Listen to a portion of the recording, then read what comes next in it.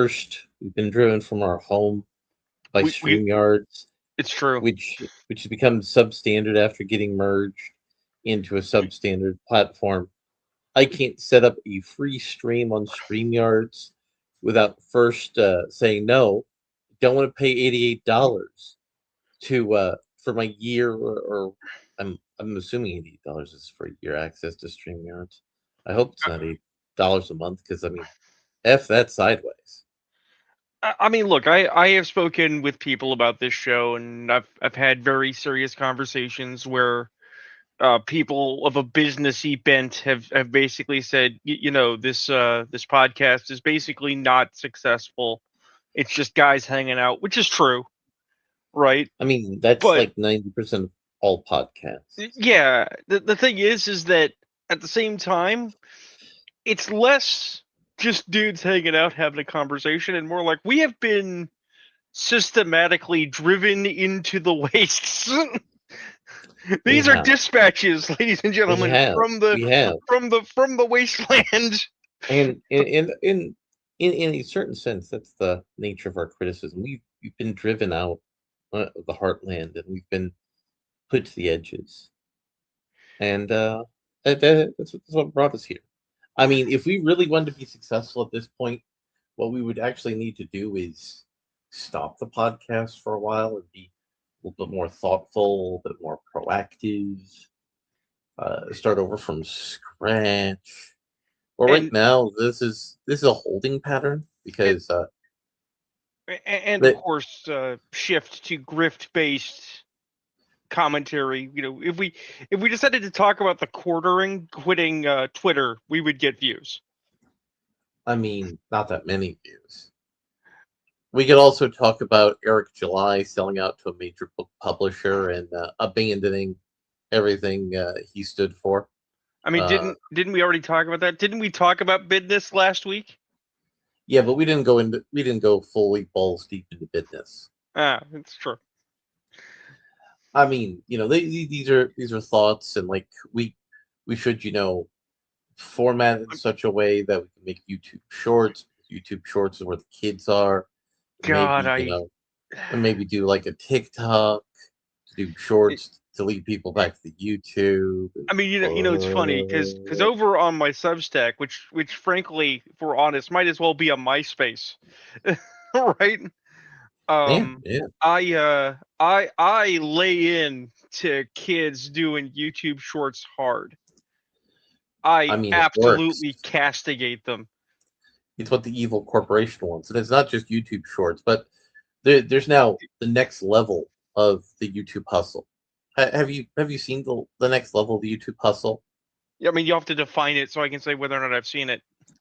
So let me present an image to you.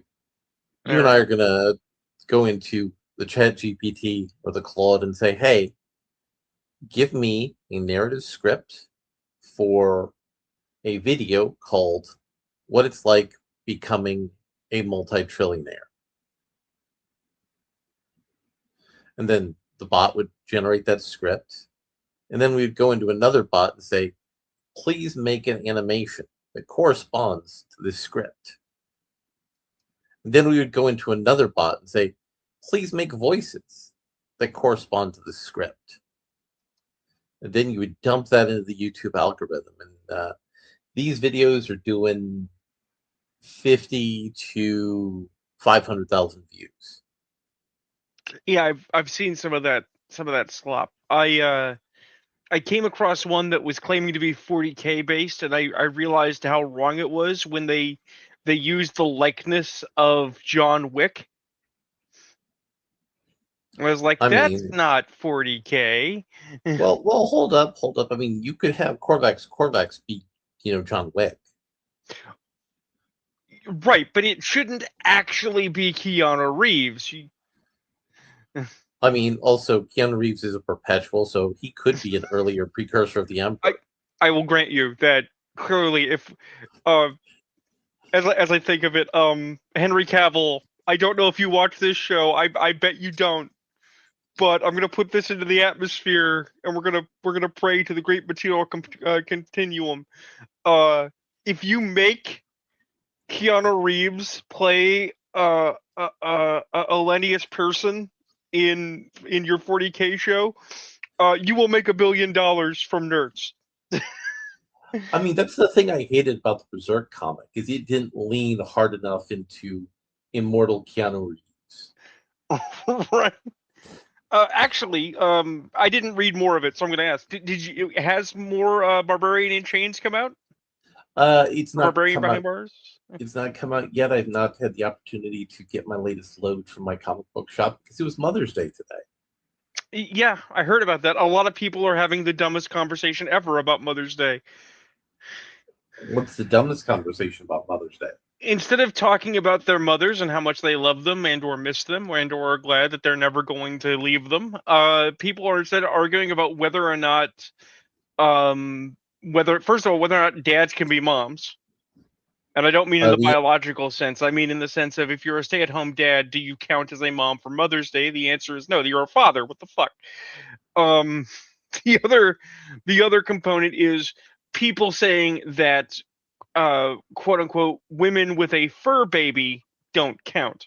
So women that have decided rather than having biological children to instead have proxy children, whether because they can't afford a real child or because they are unwilling to commit to a relationship to make a child, having instead a pet, they don't get a Mother's Day, therefore they can't be mothers. well, And I mean, the fur baby can't give you gifts or anything. sure, but my thing is that frankly, not only is it a non-issue because if some woman wants to think of her pet as her baby and you know have a little thing and buy herself a Mother's Day card, as sad as that might be, that's her fucking business, Yeah, right? but I mean, the In creator of Mother's Day hated the holiday within the first 10 years of its existence, so I'm, because it was I'm overly commercialized. right. I'm just saying, like, you should be using this day instead of bitching about owning people on the internet to concentrate on your mom. Some of us don't have moms anymore. This is a day for remembering and loving the person that made you who you are, even if they drive you up the wall. And I made the effort to try to have a conversation with my stepmother because it's Mother's Day and my father passed away. Oh man, that's rough. Yeah, yeah. And we never really had a relationship, so it's also awkward. I mean, yeah, but at least you're trying because you recognize that like it's the only stepmom you've got, you know, and it is Yeah, the yeah, day. yeah. Yeah. The Um, this is so this is one of those things actually. We used to be a society, Larry. We used to believe that there were things you did not because you got anything out of them, but because they were the right thing to do, and that they were their own reward in time, mhm. right? And that seems to have fallen out of vogue. Everybody wants to get theirs. It costs you so nothing to be nice to relatives. it's true. It's true. So why is the Last Jedi psyop restarting itself again? Do they think the Last Jedi psyop will help stimulate Mandalorian and Grogu? Yes. I I I, I don't see that working. If I don't see that working at all. no, we're not talking about things working, Larry. We're just talking about what they think's going to happen. They think it's going to happen. It won't work.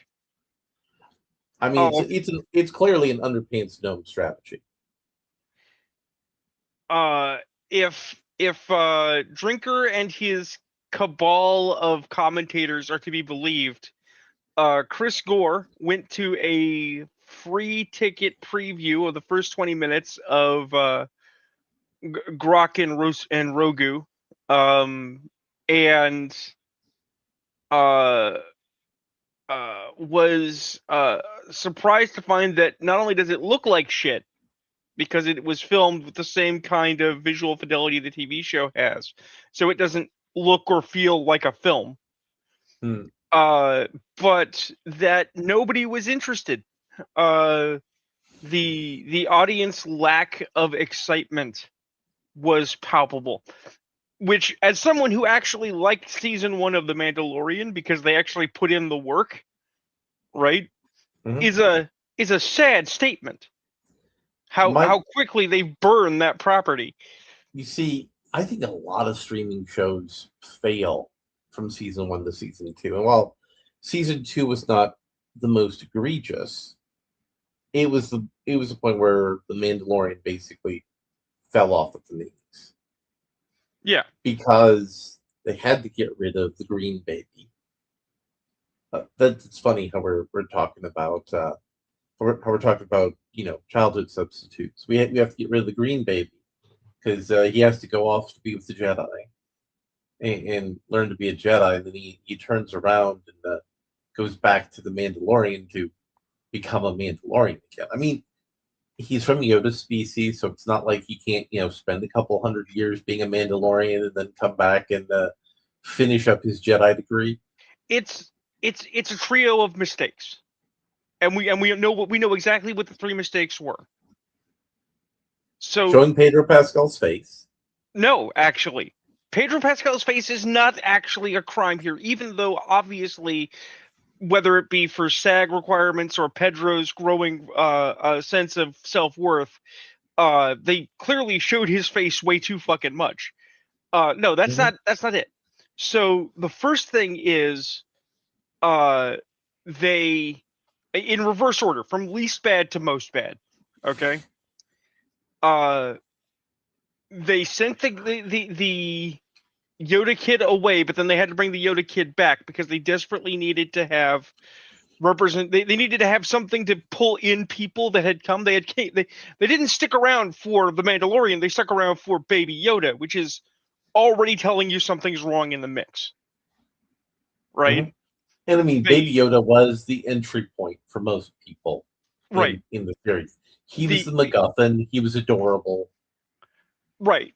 So what this tells you is that they didn't have a better story. They didn't have more space westerns for the Mandalorian. That's already a failing, And I right? mean, all you have to do is go, let's get some of the old 50s and 60s westerns and just take an episode, put a Star Wars coat of paint on it. Right. Now you want to have Grogu exist over the course of the season. You do check-ins with him. You have little bits where he's growing and becoming his own person and learning the Force and shit, while we see the Mandalorian suffering and alone doing the hard-bitten Western guy thing. That's solid. You could do Shane in space. We're down. Yeah, Right? absolutely.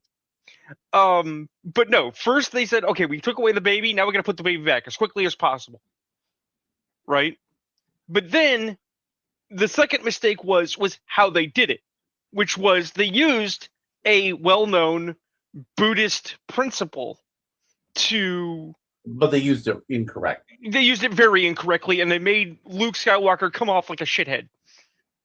But I mean, they're Right. doing that because they have to say no. The Last Jedi wasn't a regression of his character. It Right. wasn't wrong. No, it Right. was. But no, the big one, the biggest one, which is the dumbest one, which has only hurt them, even though over time and across situations it has become a back and forth volleyball of whether it was a good idea or not, was they banked on and then kicked Gina Carano to the curb. Rather than, And I don't know, using your contracts and agreements to look at your actors and say, don't make political comments, shut the fuck up about political comments, you're here to work. well, here's They the thing. They Here's the let her thing. sound off, then they kicked her, then it became unpalatable because people didn't like it because she was a halfway decent character actress. Well, here's the thing, Joe. Here's the thing. They Yeah. couldn't do that because then that would be discriminate enforcement of the political clauses in their contract. Right? So they had to say, "Oh, people were offended about her ham-handed Holocaust allegory," Yeah, but because that is a different clause of the contract, which means they were at less at risk. right, but what I'm saying is that functionally this situation never should have happened. They should have had tools in place to prevent it from the get-go. The fact that they didn't was a grievous failing, and Well, then the they reason proceeded to mismanage it horrifically. well the reason they didn't is because they've been benefiting off of turning actors into influencers. Right. which they actually haven't been benefiting from it, but they think they have. Right. And that's which brings us back to what I said. They think it's going to work, but it won't. But really, as the seasonal no, the Last Jedi wasn't bad, guys. Honest commentary comes up, and I'm looking at that, and it's having me reflect back on Ryan Johnson's filmography, and Ryan Johnson isn't a particularly good storyteller. No, he's incredibly mid. He's had And all of this opportunity since his previous Jedi work to prove to us that he's actually a genius and it was Disney's fault, and has screwed the pooch repeatedly. well, I mean, he's also made hundreds of millions of dollars because Netflix marketed the shit out of that movie. Right. But here's the thing I have as I was meditating on the failure of The Last Jedi is Ryan Johnson always suggests better endings for his movies, but he doesn't commit to the better endings. He always goes for the safest, mealy mouth, half-hearted ending. Right. And is that your read on the filmography of Ryan Johnson?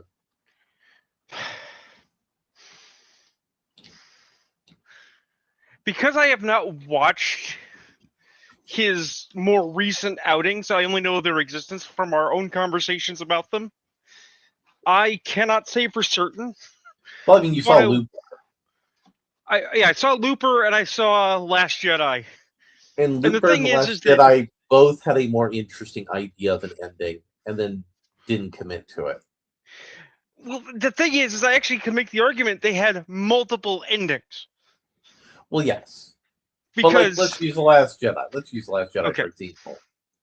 If Rey and Kylo Ren embraced hands and looked out into the mirror in space in an evocative, dark reflection of Empire Strikes Back, and Rey and Kylo decided to rule the First Order together and make a better galaxy, that would have been a hell of a lead into a third movie. oh yeah, The problem is that was a very unsafe lead in for Disney. Disney doesn't want movies to be complicated and messy in a way that makes the audience go, well, how are they going to end it? How right. are they going to stick that landing? And that was the perfect thing they could have done. Also, the whole crate plot leading up to crate and at crate was stupid. It was like, what if we need to teach Poe Dameron how to make a military retreat and do a military retreat as a valid tactical option? Well, I mean, that's just stupid. All of that is stupid. And Carrie Fisher was actually dead during. They didn't finish all the shots for Carrie Fisher for that movie. When they did some of the pickup shots and the cleanup shots, she was already dead. So that's part of why Leia had her explosive coma for so long in the movie. Well, here's this about that. Interesting aside. You and I are involved in a story currently that is functionally Mhm. a war story. That's actually something I was referencing in the title of today's episode. Hmm. It's episode XX. Yeah. And It, go ahead. it's a joke that if you know the joke, you know the joke. Right. But I am currently playing, as you know, the character who is basically the hero. I not the hero of the story, the war hero, right? I mean, And I would go so far as to say that your character Byron really fits the traditional Irish model of the hero. oh yeah, the thing is that we have this other character, Taquanchi, and Taquanchi wants to be the hero, right? So for this comparison, he is Poe Dameron. He wants to be the hero. right? I don't stop him, nor do I question his aspirations. As a player, you and I might groan a bit in the background and go, "Oh, damn it!" But but his heart's in the right place, right? Because you and I know that narratively, when my character goes off to fight the big fight and die, right? When I pull the Holdo maneuver, right? It won't be because I was always right and Taquanchi was always wrong, and fuck that guy, right? It'll be because I'm going to give up my life so that that guy can live to be the hero that he wants to be. And the funniest thing for me in that game is I made a college professor Tremere who just Right. happened to be forced into the Anarch domain. And over the arc of the campaign, he's become more and more of an Anarch vampire. We have radicalized you, sir. You're Antifa now.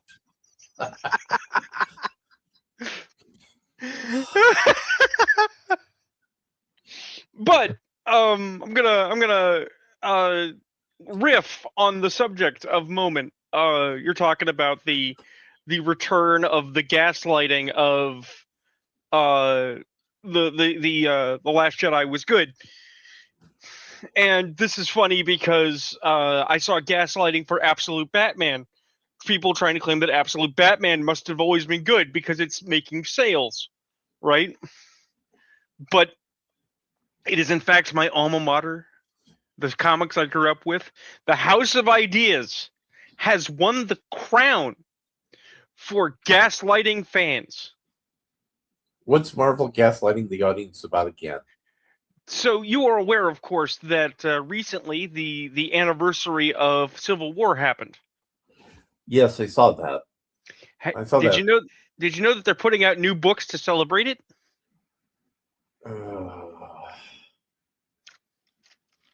Please no. I give to you Civil War Unmasked. Stories from the Civil War. For most recent one came out on the 6th of this year, of this month. Okay? Quote, whose side are you on?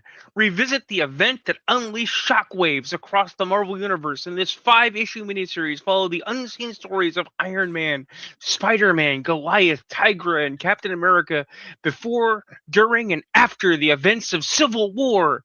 An urgent mission from Bishop takes Tony Stark into the days of future past, where a revelation of the apocalyptic future changes everything Tony thought he knew about the consequences of the Superhuman Registration Act. So, what is this plot actually? Do you recall when Tony went to the X-Men and negotiated with Emma that the X-Men would stay out of it as long as as they didn't and as long as they didn't promote one way or the other, they would neither be forced to register nor would they be forced to fight for Cap. But they are forced to register. The Mutant Registration Act exists. Well, no, the Mutant Registration Act didn't exist at the time. No, it existed before the Superhuman Registration Act. Right, but it was never law, was it? It was. Oh my god, this makes this even fucking dumber. Oh man! You're gonna love this. I hope your body is ready, Larry. I hope you're sitting down. I hope you got some coffee. Do you have an emotional support kitten? I do, but they're in the other room. Okay. So Tony talks to Emma. Emma basically says, "We won't participate, but we won't stop you." Okay. And Tony has his doubts. Like Tony actually got to have some human fucking doubt, right? And so Bishop, of all people, Bishop from the future where mutants are hunted and he was a bounty hunter and they're second-class citizens under the Sentinels, goes to Tony and says, Tony, I got to talk to you. This is really important. And Tony's like, okay, what do you got? And Bishop's like, I need you to stay the course. What? I need you to stay the course and I need you to do whatever you can to make the Superhuman Registration Act work. But why though? Because if you don't, they have a backup. Okay, what's that backup? Operation Wide Awake. And then Bishop takes Tony Stark to the future and shows him his hellscape future, where they end up fighting a Nimrod, right? Mhm. Because if the Superhuman Registration Act doesn't work, the Days of Future Past will.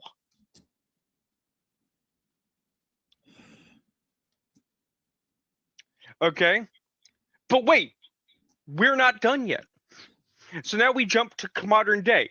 Tony Stark goes to the president and says, President Head not on panel. I know about Operation Wide Awake.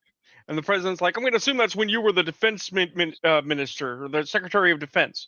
He Which, was to be clear, Shield. He was head of Shield. no, they say he was secretary of defense in the book. So now we are led to believe the head of Shield has to be the head of defense, the secretary of defense for the United States, which is fucking retarded when clearly Shield would have to be an international task force for the UN. Well, I mean that was Stan and Jack's original idea. Right. So the president refuses to comment on whether or not they are planning to implement Operation Wide Awake, which would basically be let's have Sentinels take over the world to control the mutant problem as a result of the Superhero Registration Act failing if and when it fails, right? Mm-hmm.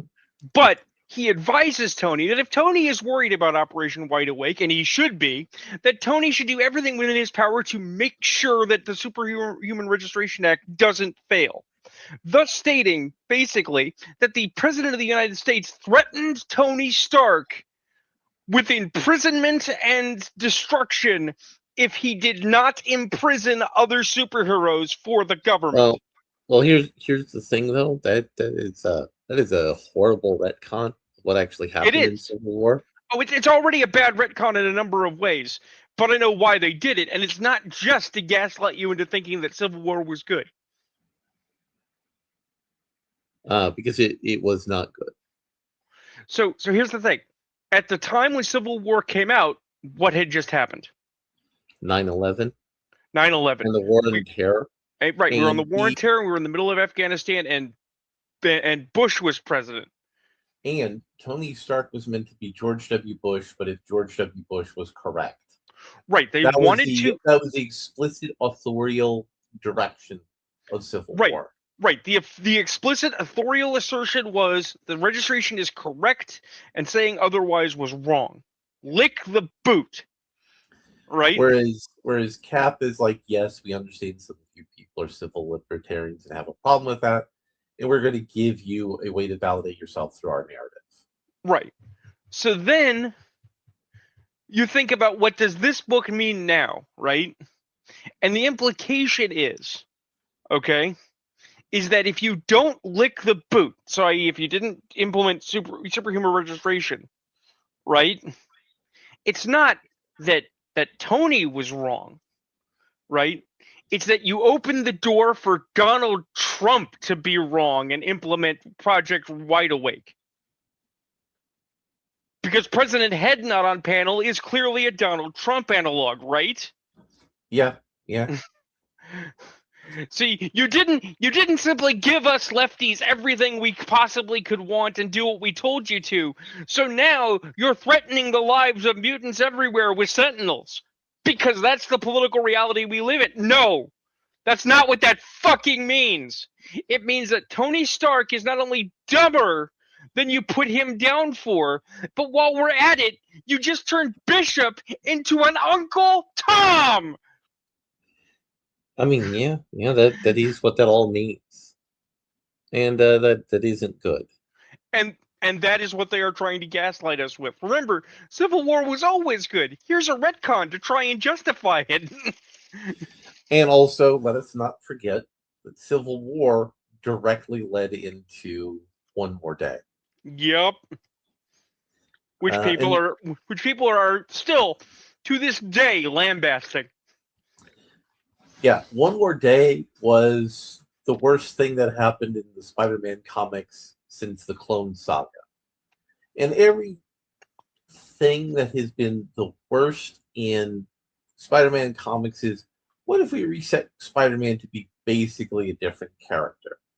The only one that was somewhat interesting was Superior Spider-Man, but Marvel did not want to explore the interesting things that Superior Spider-Man presented them with. What if poor Peter Parker, down on his luck, became a billionaire? You should have spent 2 years exploring that character study. You should have spent time with Spider-Man, not fighting regular street level Spider-Man villains, picking up stray Iron Man villains, picking up stray Captain America villains, and then you raise the tension on Peter because he's in this higher level of the ecosystem now because of what Otto built up in his weird sort of I need to help Peter. You should be better than he is. Right. All of that could have been really compelling stuff. They could have even been a compelling long term direction for Spider-Man, but nope, they pulled the plug on all that. Peter became a bum living on couches. Eventually, he was living on Ask Me About My Feminist Agenda Mockingbird's couch, Yep. which was a character assassination with that character. It, it's So bad. so that Obama Woods could become Spider-Man and be token and irrelevant. I mean, they didn't have. They want to make Miles Morales the main Spider-Man, but they know they would lose out on a giant bag of money if they did that. They know that Spider-Man is, for better or for worse, their Batman right now. Oh, The guy it's actually who will sell tens of thousands of units, no it's matter actually what. funny because right now in comics they're currently doing a character assassination on Ben Riley. They're trying to make Ben Riley a villain. Yet Mhm. a version of Ben Riley is about to be played by Nicolas Cage in Spider Noir later this month. Yeah, yeah, yeah. It's like, That's. guys, do you not realize that people are gonna pick up your book because they watched that show? I mean, yes, yes. So I got in some interesting Twitter discussions with a guy called Avid Film Buff Yep. on the Twitter, and I'm going to share that with the Uh, currently zero viewing audience. well, as you share it with the people, I will say that this man has seen a film, exactly one, in his Yeah, lifetime. and 1 second. All right, so here we go. Avid Film Buff. He's been on Twitter since 2018. He's got about 1,000 and some change followers and 1,600 following. Is that? He's using Perot. Yeah, I was gonna He's say that's using Perot. that is in fact a Hercule Perot. Unfortunately, the gray matter was not percolating. And we look at mine. I'm following a bunch of people, but I also have a decent number of followers on Mhm. on the Twitch space. I do in fact earn my claim to being an owner of BirdNet. So a major guy on the Twitch space, Jesse Kelly, who is a syndicated talk show host, is mad that Elliot Page is Achilles. Now, I want to layer my views on that criticism first. First of all, this is Elliot Page as Achilles suffering in the Hades domain, even though I don't really like Homer's reconstitution of Achilles and that whole aspect of the Odyssey, but we're gonna put a pin in that. We're gonna put a pin in that. And so Jesse Kelly says, please understand that communists do this on purpose. This is like pulling down statues for them. They live for destroying beautiful things, especially the ones most important to you. Now, Elliot Page was a good actress. Elliot Page is not a good actor. the quality of their ability to perform has rapidly declined since they have become a he as opposed to a she. The transition has not enabled them to perform in roles better. You know who the last major actor to play the role of Achilles is? Unfortunately, Brad Pitt. It is, and that was a very good performance by Brad Pitt in that movie. He was the Achilles that movie demanded of him. All right. So before we dig into this, I want to get the contentious opinion out of the way because the historical context is important. Mhm. Okay. When we talk about gaslighting in history, we talk about the Star Wars prequels, we talk about Civil War or whatnot, and people not remembering what things are like. Mhm. And right now, everyone's glazing up Troy because the Odyssey looks like it's going to be trash. Now, here's the Okay. thing. Here's the thing, though. It, Um, Troy was mediocre in its initial release, but it gained right. a deeper The, appreciation the, in cable, well, as have a lot of films. well, this is what I want to mention. At the exact same time Troy dropped, there was another film called Alexander, Which was also trash. which was also trash. But it had Colin Farrell as Alexander, and one of the criticisms of that film, not an even misguided one, was it is hard to tell who is copying whom harder. Whether it is Brad Pitt trying to be Colin Farrell or Colin Farrell trying to be Brad Pitt, because they are You basically see, playing the same character with different names. I mean, yes, but there are nuances in Pitt's performance that make more sense, and they didn't really have a compelling Alexander story in the movie Alexander. Whereas Troy was basically the Iliad uh, condensed. Because the I'm just Iliad's saying. actually a really big story. I'm just saying, for the purposes of our conversation, let us keep in mind that it's not that Troy is head and shoulders superior to any other depiction of the Odyssey or the Iliad or what have you. Well, let me Okay, let me let me put a pin on that pin. You know sure. when the previous major film was that did the Iliad and the Odyssey? I mean, I'd have to assume Jason and the Argonauts, which was like the 50s. Yeah, no, not Jason the Argonauts, but it was the same era. It was the 1950s. So Yeah, there wasn't any architecture. There wasn't anything anchoring in the yeah. the icon to the 90% of the people to 99% of the people who never read the Iliad or the Odyssey, or who read it in high school and or college and forgot about it. Although, real quick plug, guys. If you have not seen Jason and the Argonauts, that's the one with the Golden Fleece and the Skeleton Warriors, Ray Harryhausen. See that shit. It's still amazing. It holds the It fuck up. is. It is. Now, now, avid film buff who argues that he is a conservative, and conservative is kind of a squishy term. He counters Jesse Kelly's presentation. Yes, Christopher Nolan, who portrayed anarchists and working class revolutionaries as villains in the Dark Knight trilogy, that was not Bane. Bane was not an anarchist. Uh, Bane was a revolutionary, but he wasn't an anarchist. He wasn't a Marxist. He was a militarist revolutionary. He wanted I an mean, authoritarian regime.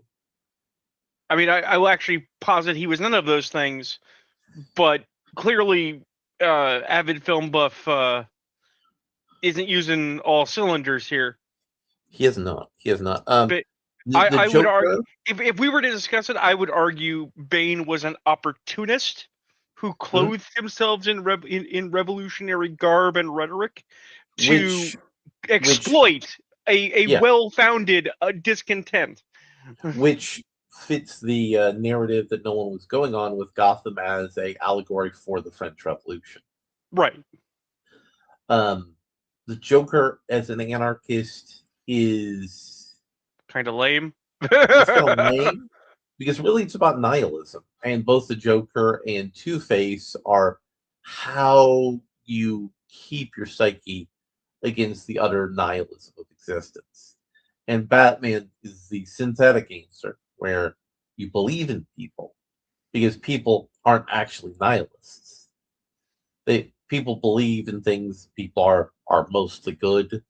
That's what's that Batman movie. You Uh, know, now that you've dropped that coin that Gotham was supposed to be France in the Revolution, I am in the actually third movie, I am actually seriously displeased because it means that Nolan did not read a book, and he really should have read a book. You which know, book? you turn Bruce Wayne into Lord Blackney. You do the Scarlet Pimpernel. I mean, yes, For fuck's absolutely, sake! absolutely. And in the first movie, Rachel Gould wasn't a revolutionary. He No. wasn't even a terrorist. He was just a guy who killed people for money. If we really want to get down to it, so I think he fundamentally doesn't understand the Dark Knight trilogy. Um, and Broken Individuals and Oppenheimer. And Oppenheimer, I criticized him about extensively on our back and forth because Oppenheimer is not a broken individual. Oppenheimer is an asshole. He's a very intelligent asshole. He was the necessary asshole to bring all the right people together and bring all the science together to Here's make the atomic bomb. But he's an asshole. here's the thing. Here's the thing. Let's clarify terms real quick. Dark Knight trilogy fiction, right? Mm-hmm. Oppenheimer historical. Now, if you want to say that it's a fictionalized account of actual history, that's a debate. That's a different conversation. We're not having that. Stated fact: Oppenheimer, the man, existed. The bomb existed. The Manhattan Project existed. And if you want to know whether or not Oppenheimer was a left leaning commie, go He read a was. book. Yeah, He it's was. there, right? The Odyssey, component of a historical fiction. It did the Trojan War happen? Well, we found Troy.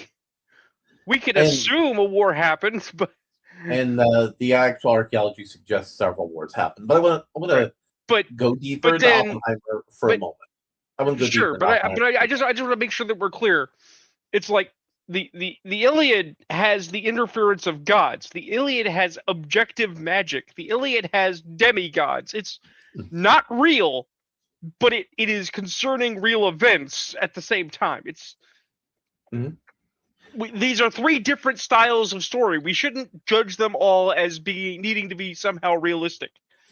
Right. And we're going to get into not realistic in a bit. But Yeah. Oppenheimer was a bad man who did bad things and was punished for it. And the man who instigated the punishment for him is a complicated, interesting historical figure. And the movie wants you to think he's the bad guy, as opposed to Oppenheimer, who led to the U.S. nuclear project having its information being stolen and given to the Russians, leading to the Cold War, and all sorts of horrible things. And also, Oppenheimer, as a man, was a Jew who could pass as a non Jew. And he did. And he was able to get to the highest echelons of physics in his time frame. And he looked down upon all of the equally gifted and equally talented physicists around him who were Jews and who were unable to pass, who had to escape pogroms, who had to escape Hitler.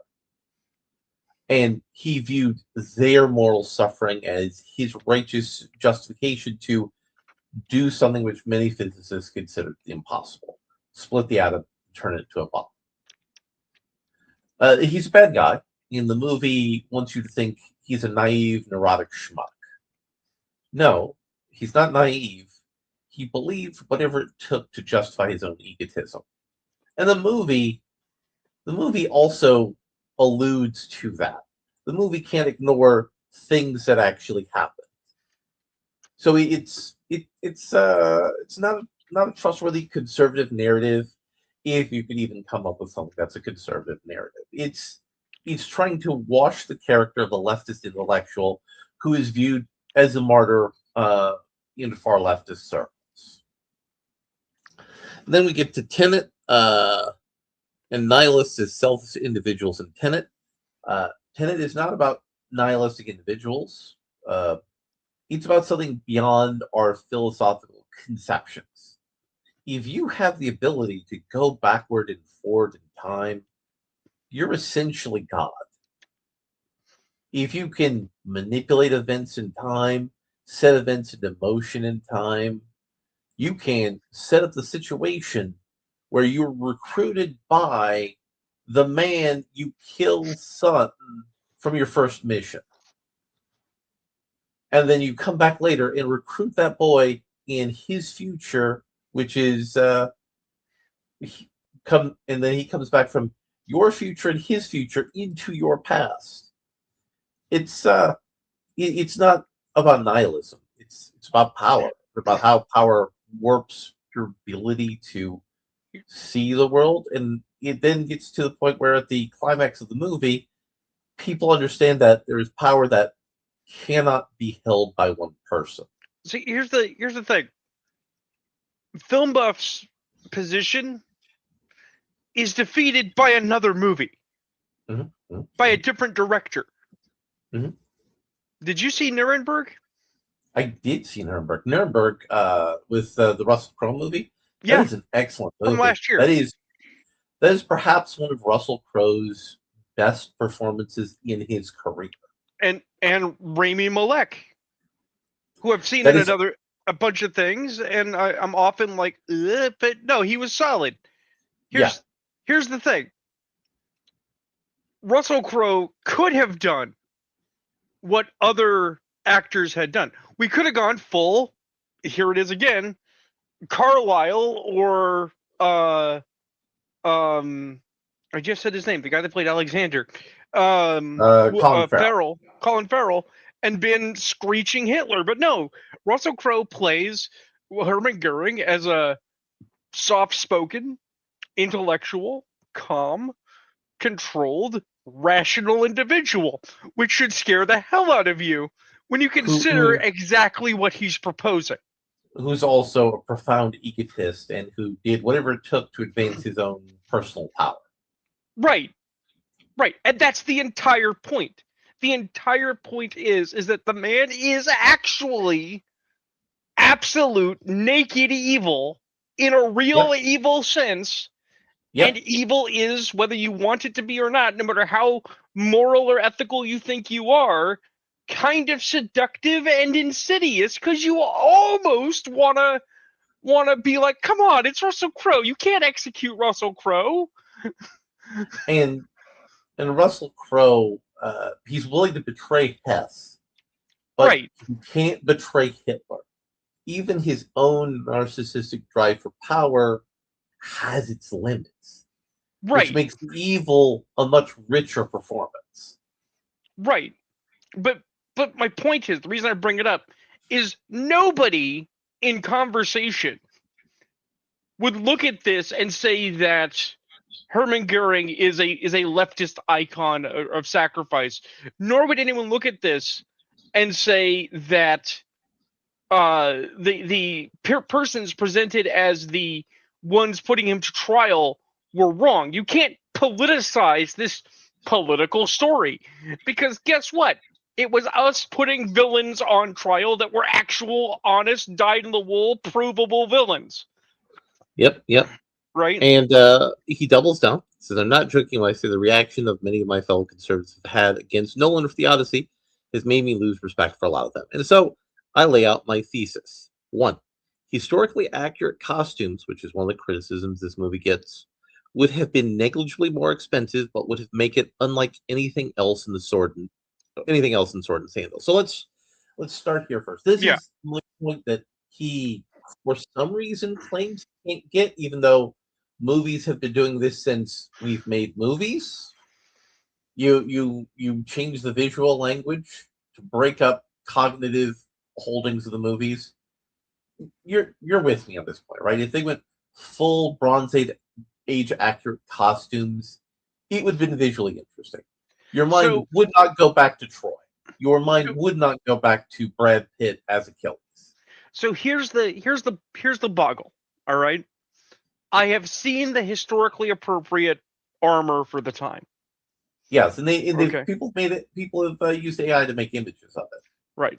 I actually think it doesn't look good. I don't think it would be good on screen. But I think having you could make said that, something. I think you could make something similar enough to it that would be here, striking and different. here's the thing. Having said that, I have seen the opposite end of this spectrum. We've already been there, and it's not Nolan, right? Mhm. Because the opposite end of that spectrum is 300 in leather jock straps and nothing else. But Okay. that is pretty close to what Frank Miller had in the comic. No, in the comic they actually had full on armor. Okay. It was just not necessarily always obvious because a lot of the art is done in sort of a sepia tone. So Sure. bronze armor looks brown with all the other browns, right? Um, my point is that there is a shared sort of agreed upon non-specific language for the classical era and the early Roman era. It's like, for instance, the lorica was only around for a very limited amount of time before the Romans swapped over to chainmail. But in every single Roman movie you ever watch, we got It's guys with Laura loricas and the late shield because you have because to. but the Lorica is so visually striking. If Right, you make a Roman movie with them in chainmail, people will think this is kind of like a classic knight story.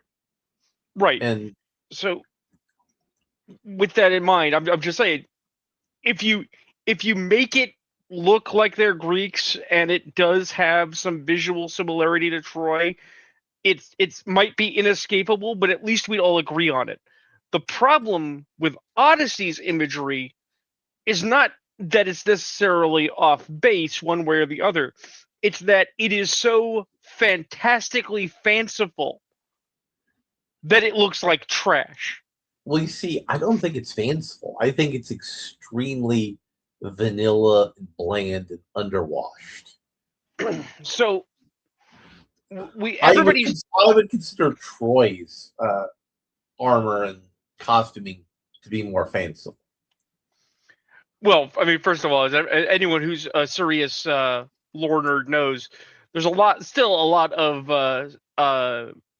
not even studded, but uh, stapled leather armor that makes the rounds that shouldn't exist. Which is not to say that boiled leather doesn't exist, but it's like, come on, people. Oh, as I scroll through trying to find a commentary, we should probably mention that one as well when we get to it later. Mm-hmm. A couple of funny things for later, but no. Okay, I'm not seeing it offhand, but I basically did see a clip from the recent trailer for the Odyssey where they have a bunch of guys in the woods fighting a guy, and he's a Mm-hmm. big guy in gray armor, Mm-hmm. and it is so flavorless, non-existent that it has no visual style to the extent But I that mean, I you don't even have to go as far into the armor as I argue. right. But I it but needs to be basically he. visually distinct. I'm It just needs to saying be they distinct. made a guy look like the Juggernaut if he was painted gray. Yes. And I also argued this point by saying that's why every Joker is a strikingly different design and performance. That's why every James Bond is a strikingly Well, different design and performance. here's the thing: Suicide Squad exists. We know that you can take the Joker too far. I mean, realistically, what Jared Leto was doing wasn't the Joker. It This is was true. something, and it wasn't It was Jared Leto being his real self in public. good. Mhm. So my second point, he's casting actors who either through physical presence or or their prior work can't evoke the characters. This is also something he doesn't seem to understand. Right. Um, Zendaya is an actress. She can actually act, but she doesn't have good range. And you're making Zendaya Athena. I know that's going to make Tom happy, and I don't know if she and Tom do package deals when they're on movies together because of the benefit that they both bring as a couple into the movie, but it's not good. It's not good. Ellen Page, not a particularly good actress, not a particularly good actor, but a better actress than an actor. So again, it's not good. Um, they talked about making Lupita Nyong'o Helen of Troy. I don't even know if that's who they made Helen of Troy, but again, it's not good. Well, They need. interestingly enough, it has a problem that I only became aware of today, and it's not one that people are talking about. Okay. So you have these actors who are going to take these roles. Mm-hmm. Okay, Mm-hmm. you have this person that's going to be Achilles. Yes. Achilles is a warrior par excellence. He's going to fight. Mm-hmm. But this is in We the Odyssey, where Achilles is in Hades and is suffering. Right, but you could absolutely have Achilles in Hades fighting a bunch of dead Well, no, guys, and that's not how Hades works. I mean, is it? You only get to do that if you make it to Elysium. Mm, You only get to uh, live the good life there. You're right. you're just suffering a bunch of gray, mucky nonsense, and It's it's bad. the, It's the the bad to be secret dead. the secret of Hades is hell is a waiting room. Uh, Exactly. Exactly. but Exactly. here's what I'm getting at though. You want to sell these characters to your viewers as certain things, Mhm. right?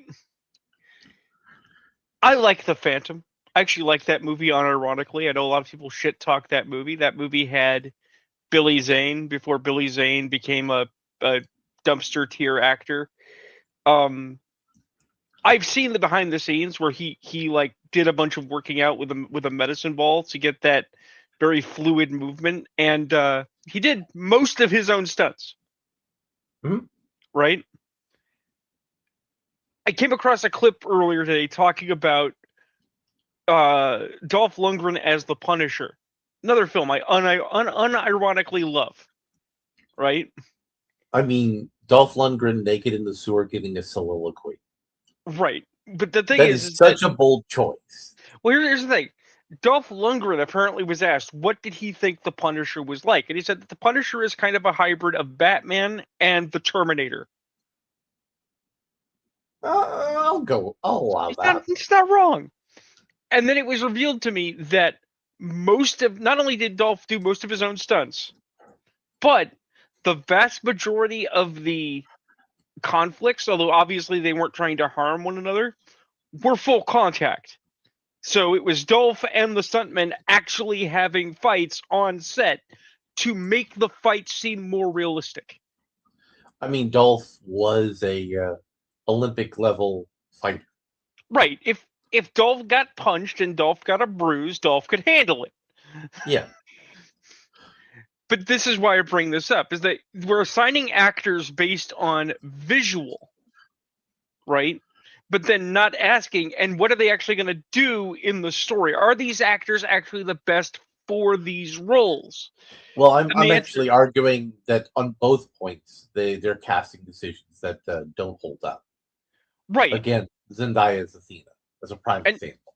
and that's what I'm getting at is that you and I know that these characters are being chosen for these actors are being chosen for their name recognition, and that when it actually comes to them having to do anything potentially dangerous or disruptive on set, right? If there's any kind of stunt work, A, they'll use a stuntman, and B, they'll use CGI to make up the difference so that they don't have to actually risk their star so the star can keep working.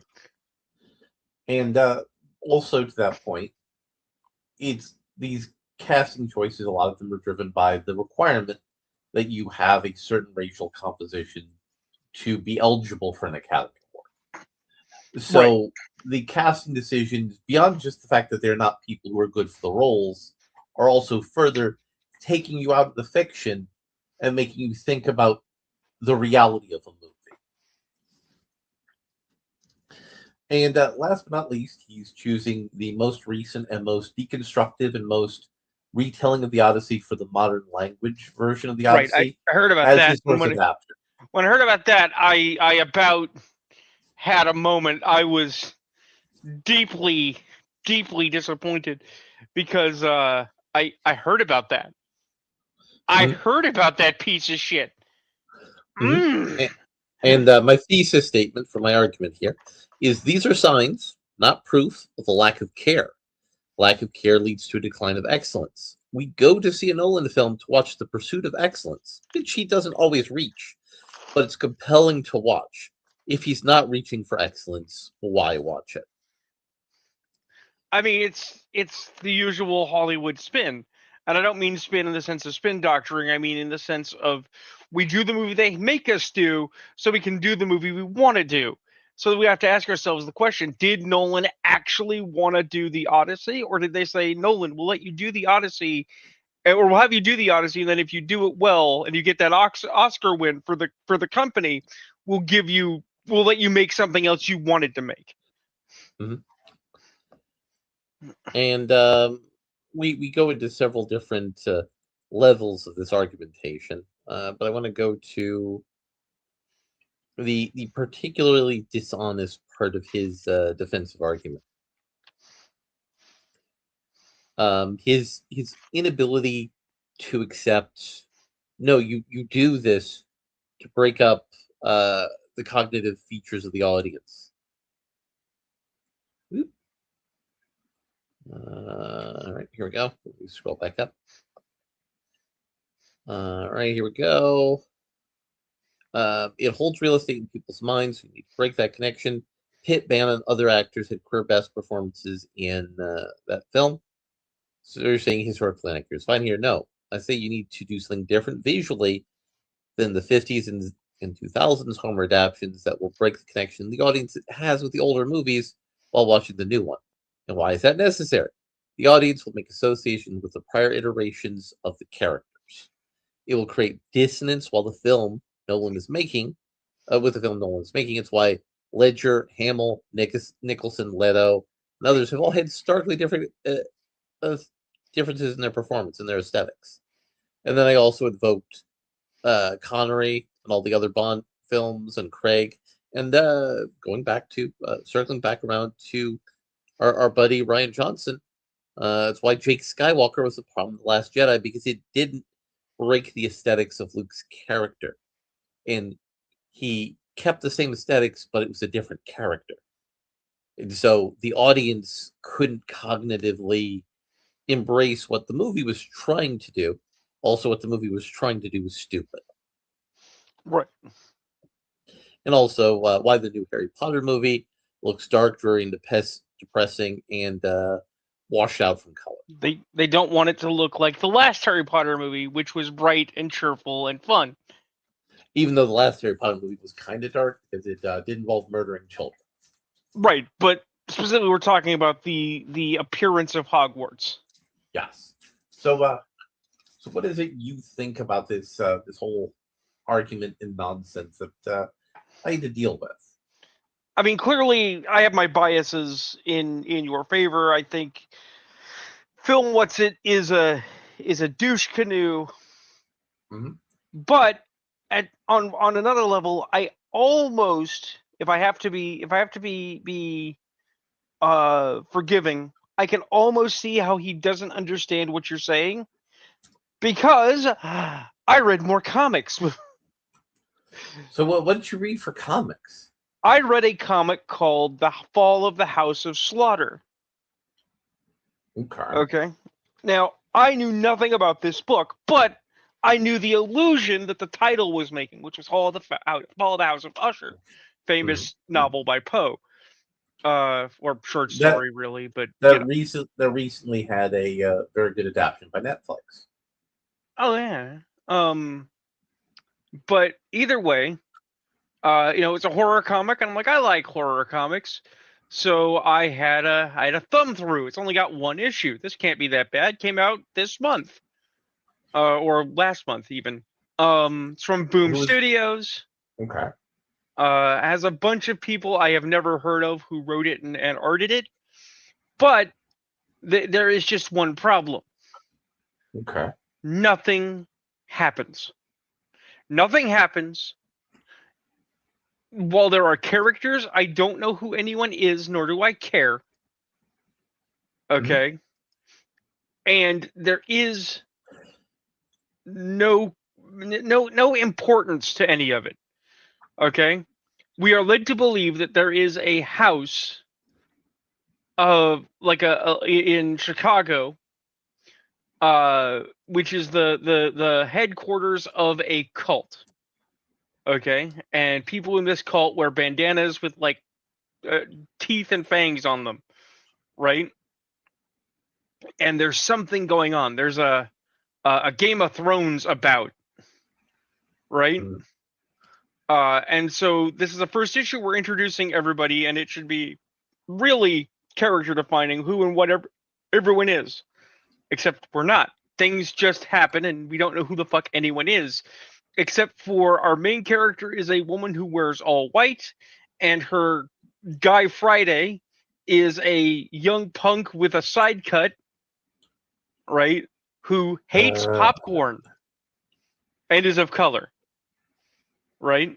uh, So, as it turns out, in the last 5 pages, whoever wrote this decided to give us writer's notes about the hierarchy, structure, and imagery of this house of slaughter, right?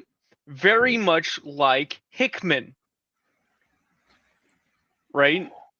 uh, And it's like cool, great. So in the middle of your last several pages of book, you gave me a dissertation on the background of your book rather than give me the story of your book, right? So shit happens, characters exist, none of this matters. I have no idea who the fuck any of these people are, but hey, we've got lore. Don't you give a fuck?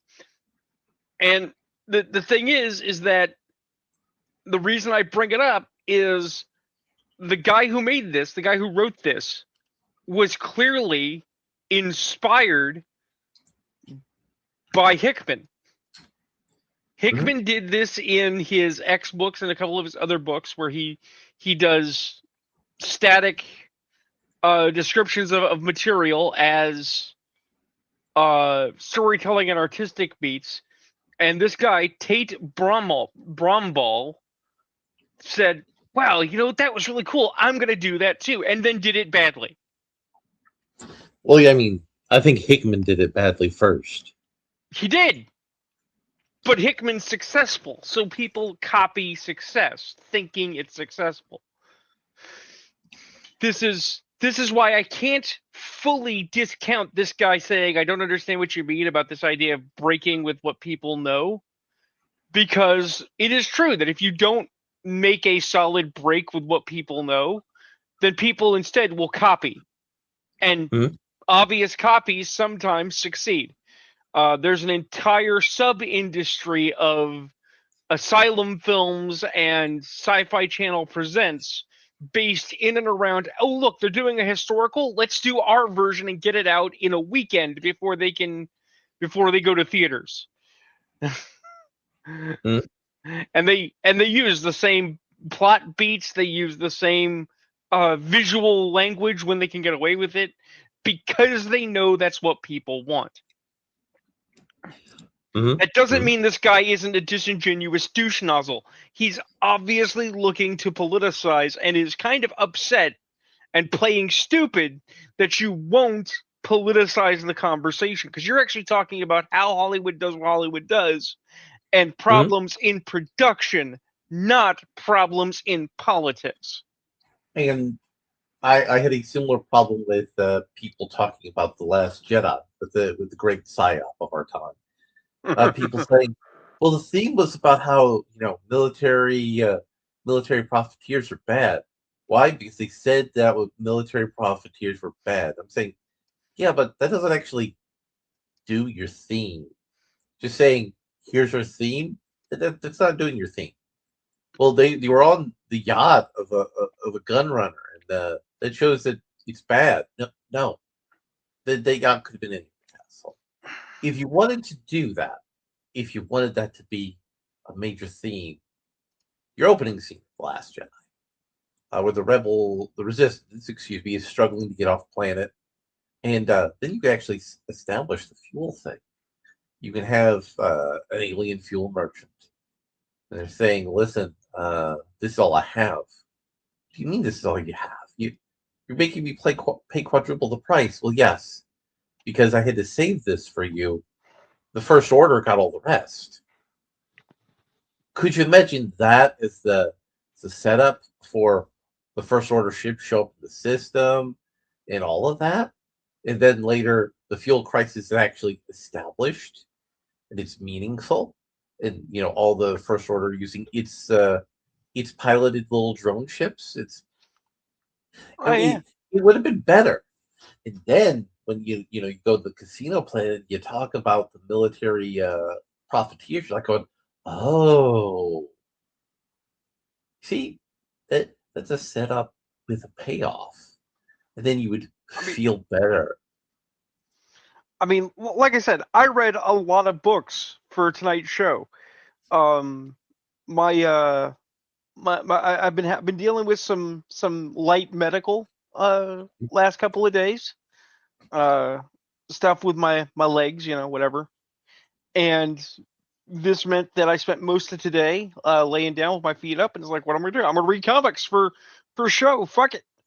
Um, and so oddly enough, if you recall, I made the random comment. I said I am clearly the greatest comic writer alive today that has never been published because I actually think about what's going to appear on the page before I write. Mm-hmm. Because as a dovetail to what you're just putting down, I have two other books I read that are Okay. evidence of people not knowing what the fuck they're doing. Um, So lay it so on. so first and foremost, from does this thing even have? Wow, I do not know what company this comes from. They don't have it on the cover. What's Uh, the name of the comic? it's well, no, apparently it's on the inside. It's oh, okay, it's published by Dark Horse. So Dark Horse got paid a bunch of money to print. I read the new Avatar: The Last Airbender book. Oh my God, I'm so sorry. I know, right? It didn't actually hurt that bad.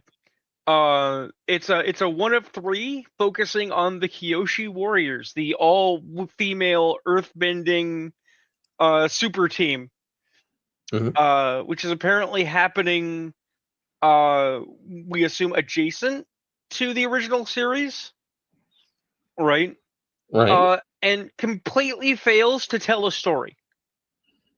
Again. I'm You see, what's ironic to that is I shared with you a story that I'm in the process of writing, which was an Hmm. idea I've had for a long time. I've had the idea so long, you picked up references to things that came out after I originally had the idea. Mm. But as you may have seen if you've read the later iterations of the first draft I sent you, Hmm. I built things around it. I built things after it. I Right. I tied things together because I had a general idea, but I need to have an idea. It could just be, well, here's my engine for my plot. There are two beings with superpowers that were deposited by aliens on Earth, one a long time ago and one just around the corner.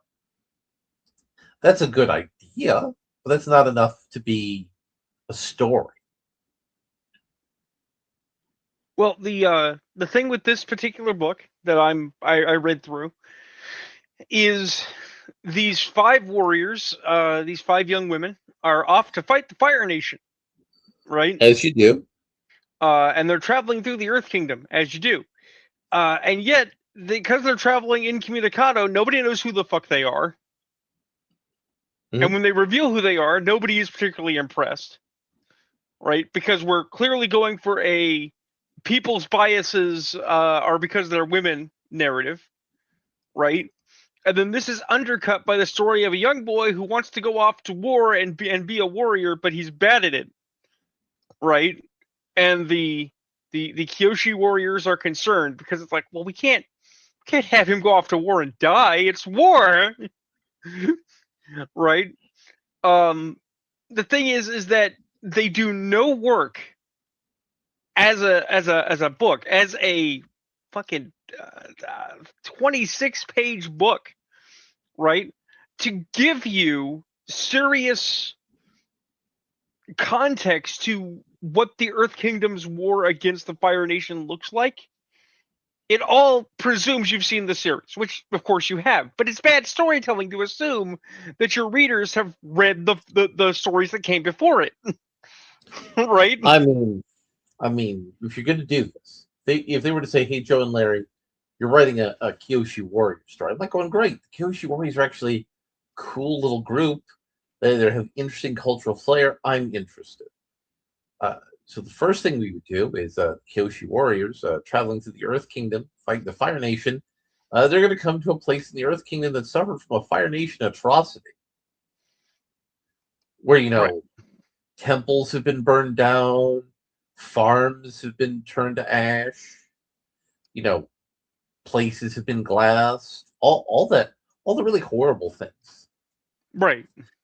And then people can talk about it's been this way since my great grandfather's time when the Fire Nation attacked, and you're referencing the opening lines of the show.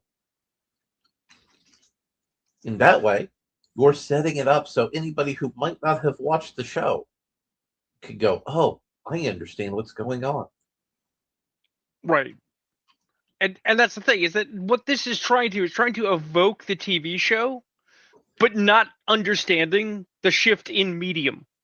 And also, they're picking up bits from Korra, as Yeah. opposed to saying the Kyoshi warriors are an elite warrior from a particular area that was influenced by a prior avatar that might Right. be known among elite social circles in the Earth Kingdom, but not more commonly known among Right. people.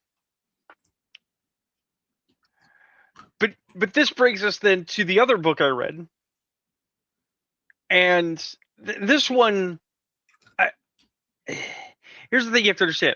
I should have hated it.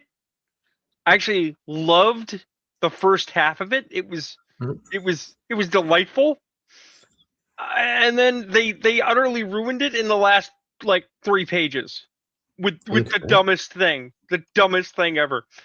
But it is an example of almost getting the homework right. I'm not kidding. I don't care if it makes me look like a nerd. I read Sonic the Hedgehog DC Metal Legion, which is a Justice League Sonic the Hedgehog crossover. Mhm. I know that DC's kind of gone heavy into that sort of thing. I mean, they test piloted it with Ruby and Justice League, and that didn't fail. Wasn't great, but it didn't fail. Mhm. So basically, somehow, someone, somewhere, created portal gateways that connect Sonic the Hedgehog's world of Mobius to DC's Earth, and the characters are cross pollinating across for both the good and the bad, right? So they, like I say, they almost did the homework right. Sonic gets into a foot race with the Flash, right? uh Amy Rose, the pink hedgehog with the giant hammer, that's a complete pain in my ass in the fan base, ends up hanging out with Diana and the Amazons. Uh Silver, the anal pap smear from the video games, ends up hanging out with the Green Lanterns. Knuckles apparently is hanging out with Superman. Tails got cybernetic bits like Cyborg, and Mhm. Beast Boy is learning how to turn into anthropomorphic people. And yes, because we needed a side of edge with a side of edginess, Shadow the Hedgehog is hanging out with Batman and got a Batman suit. It's stupid. I'm not denying it's stupid, but Now, Sonic got the Batman suit. no, Sonic on the cover is actually in a Flash suit, I which mean, is that's a mistake. no, that's actually hilarious, because one of the criticisms of Knuckles is that Knuckles is sometimes just called Red Sonic.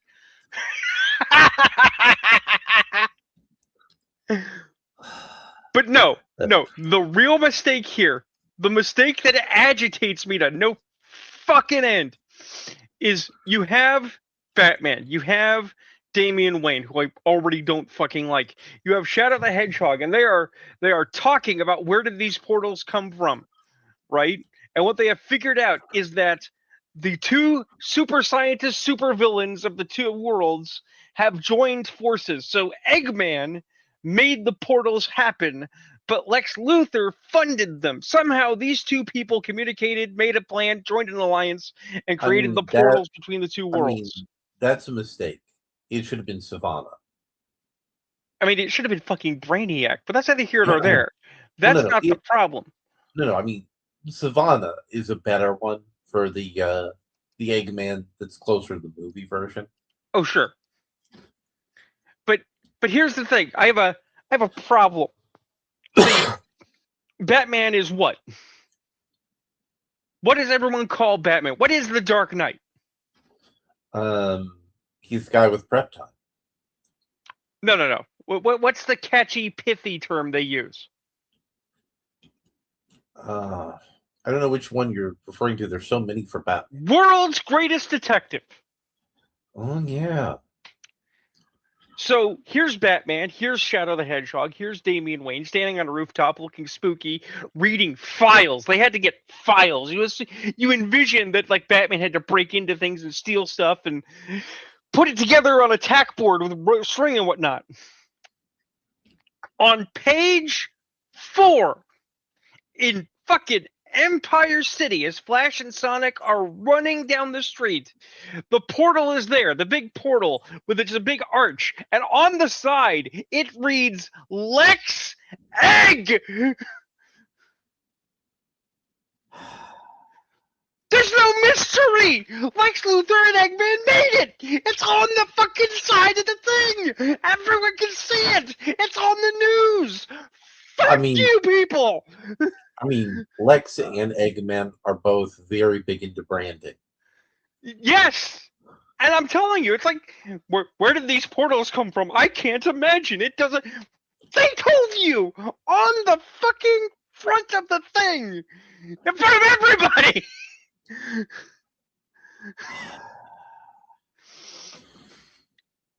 That's good shit, man. Good shit. It is. It inspires my outrage, but it is a thing that could have been easily as avoided as thinking about what was going to be on the page before you wrote it, before you drew it. Mm-hmm. And they did. Nobody did. Oh. We live in an era where people create content for the market, and they honestly do not care or do not think about what it looks like when it's going to be out. At all. But we mentioned Keanu Reeves earlier, and I do want to bring something, circle back around to Keanu for a moment, because you brought something up earlier in the group chat about Keanu, that Keanu Reeves and Peter Stormare confirmed to reprise their roles as John Constantine and Lucifer in Constantine 2. You know first things first. You know what's bad? When Constantine is so devalued as a property that the worst depiction of John Constantine is the best depiction of John Constantine. But in fairness, this is the best depiction of DC Comics Lucifer that has ever been done. It's still not the one from Vertigo. It's still not Gaiman's the Lucifer, but I'll take it. It's a very strong Lucifer. The problem I had with Keanu's performance is Constantine is they screwed up the ending, literally screwing up the ending, because John Constantine can't go back to smoking. No, John Constantine, in fact, can go back to smoking. John Constantine is the man who, once he realizes that the consequences don't apply for him, he goes right back to the vices. John Constantine is absolutely the man that would make the devil get rid of his cancer, and then look at the devil, who is clearly upset about it, flip him off, and light a cigarette, fully intending to start over with clean lungs. That is the character of John Constantine. If you don't embrace that, you don't know what your source material is. You should definitely reread your source material. I mean, that's the thing, is that Vertigo has never done the source material. The No. closest we got to the source material was going to be a Swamp Thing show, and they canceled that before it came out. Well, oh, you mean the new Swamp Thing show, not the Yeah, old Swamp Thing yeah, no, show. the newest one. So you want to talk about the latest D&D news? I mean, we can get to that. I do want to, in passing, I said I would mention a couple of things because they're kind of funny. But Okay. they are on brand for us, so we'll have a light minute to follow up after all of my angery. Because we also could talk about aliens tonight if we want to. But I first was and planning to foremost, wait till we got. I was planning to wait till the end. oh sure. When we got closer to the end. But first and foremost, I made a joke, and then after I made it, realized we have all been sleeping on the job. We all missed an opportunity. So, do you want me to share the screen here? Yes. All Set it right. up, and Let me I let me will get this enable going here. you to share.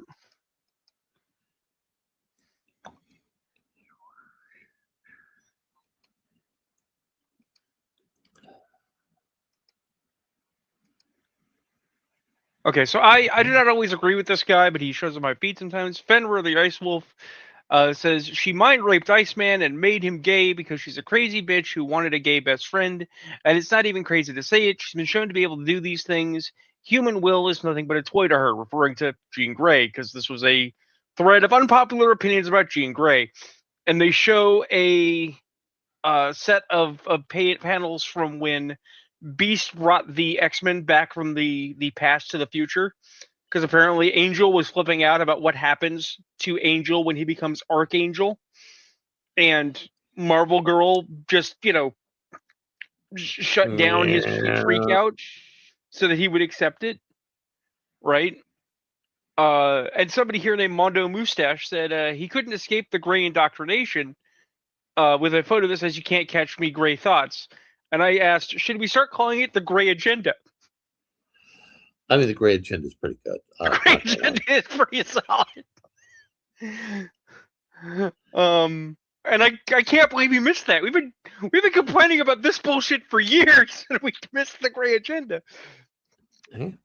But then the other one, as I bring it up here, this cancer was this guy DT2 Comics, who I'm pretty sure is a bot, but is not. I'm pretty sure it's a grift twit.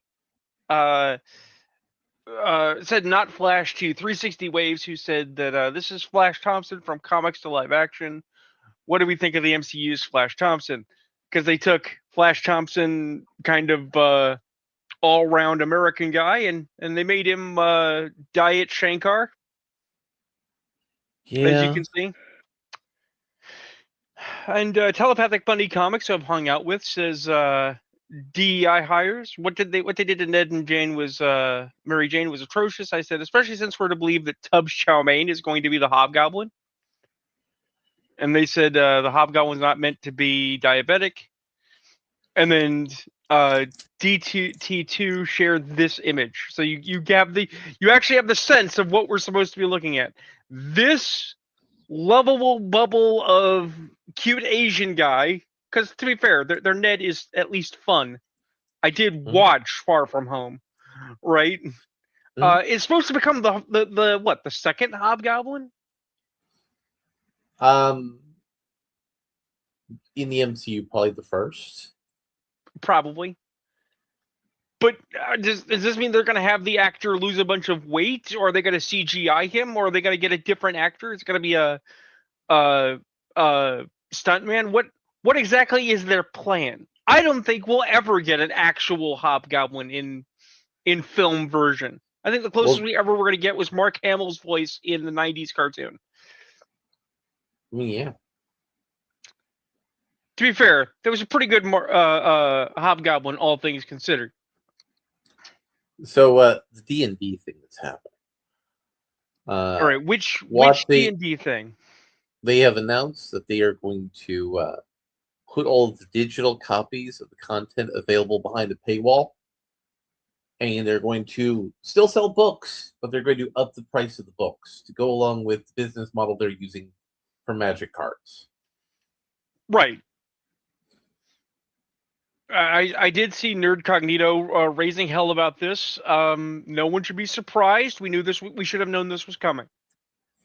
But you know what you also know is there's lots of second edition and third edition content that's just on the internet using Yeah. the existing open licenses that I D&D mean, didn't fuck with.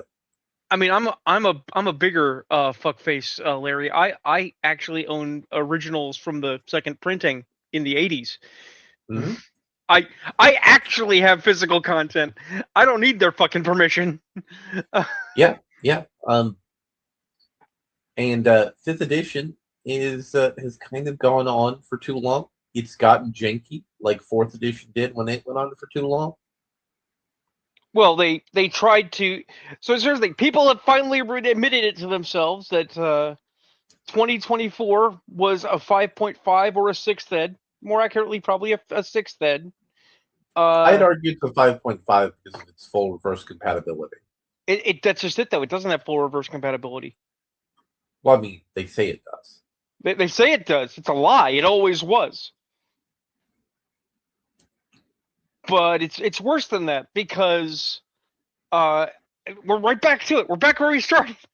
I mentioned that I lay into the talking heads on YouTube Shorts and the like. One of them calls himself Level 20 DM. Hmm? This talking fucking pimple is one of the worst DMs, if he is indeed a DM, I have ever heard speak. I wish I was a more physically capable man. I wish I could meet him in a dark alley. I would love to punch his face in. Because his method of short, right, is to present a DM who is consistently and completely snowed by a player played by himself, because it's him talking to himself, who uses the most exploitative, explicit as written interpretation of the rules for things a DM would not let you get away with. But Not it's if you just understand the jokes. rule book. Not if you But understand it's the rule book. right, not if you understand the rulebook and not if you know how to actually play the game. So when they're like, I use silvery barbs and I commit 10,000 damage, it's like, fuck you. Fuck you, no, you didn't. But the rules say, fuck you. That is not what the rules say. Right. And it's like, well, rules as written. It's like, yeah, but guess what? I am not a computer. This is not a fucking tax form, and you are not a lawyer.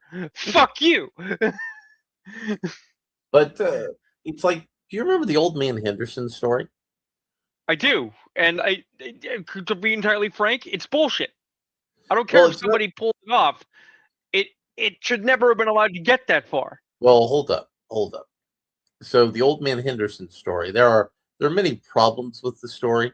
It's Mm-hmm. entertaining, but there are many problems with Sure. the story. But the biggest problem with the story is it does not use the rules of the version of Call of Cthulhu, Trail of Cthulhu, that it claims to use. None of the mechanics are from the system it's claiming to be from. Interesting. I thought we were talking about Old Man Henderson, which was about kobolds. No, no, no, Or no. no, I'm thinking of Tucker's kobolds. Yes, Okay. which also doesn't follow the rules as written. Right. But Old Man Henderson has several problems. One of them being it doesn't follow the rules, and the other thing is it uses the classic. I wrote a 50-page backstory for my character and gave it to the DM. Any DM worth their salt is like, no, I'm not reading all that. Your starting level character. I'm not reading all that.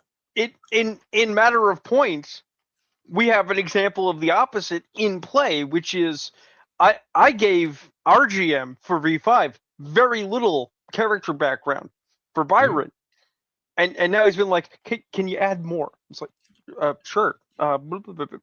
Cool. I'm gonna use this. I'll get back to you. but But the starting character was just a prompt. It was barely a description of a person. It was, if you let me play this, I'll make it work. And my character is Tremere, who he started off as you got pushed out of your city by the machinations of other vampires, and you have Right, found yourself into an anarch domain because of the scheming of other vampires. It's very right. basic. Very It, basic. it has since evolved into a character who, number one, wants to reform the Tremere pyramid in his own image, Right. because the reason it failed is because all the previous designs were stupid. Well, I He mean, also says we should cultivate bloodlines like the other clans do to give us a diverse strength of resources and options. Also, we should be more independent from the Camarilla because being all in on the Camarilla, except for a few edgy cases, hasn't benefited us. It has benefited the Camarilla, but not us. right. And we need a vampire society that enables us to keep doing wizard vampire shit. Those are his principles that he's going to reorganize the clan around. But again, neither of us 50-page backstories.